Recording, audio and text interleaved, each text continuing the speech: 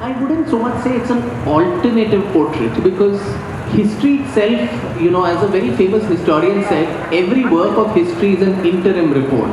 There is nothing that is the absolute truth when it comes to history, so there's nothing alternative. There are just versions and many more versions, and that is how I think history works.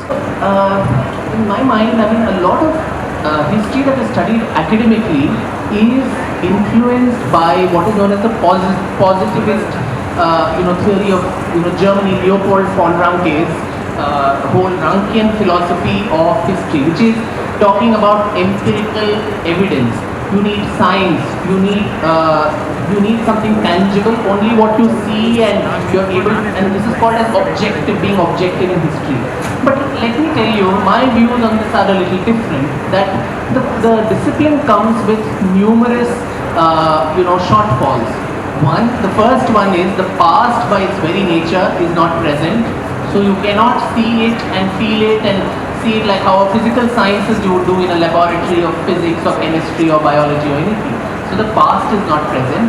The second shortcoming is most of the sources that you have, archaeological sources or textual sources, epigraphic sources, the sources are compromised.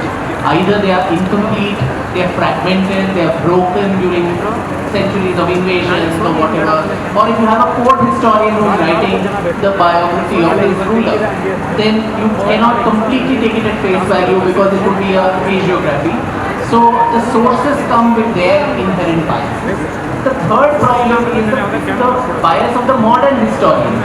Now the person who is reading those sources is limited by his or her own capability. Either you don't understand the language, it's in Sanskrit or Persian or whatever, which you cannot read in the original, so you're relying on translations, which again come with their problems. Language like Sanskrit, where every word has 4 or 5 meanings and you have to see that in context. So the biases of the modern historian, their ideological biases, their political beliefs, all that go into, so the very first thing, the past not being present, the sources being fragmented, the bias of the person who's accessing the sources. So can you now kind of figure out that by the time a modern historian is actually putting his or her story on paper, there is so much of compromise and interventions that have already happened, which do not lend itself to this kind of positivism or this kind of objective analysis of history, which is sadly what academic history has all the time been. I'm not making a critique of it, I'm just stating it that this is how it is.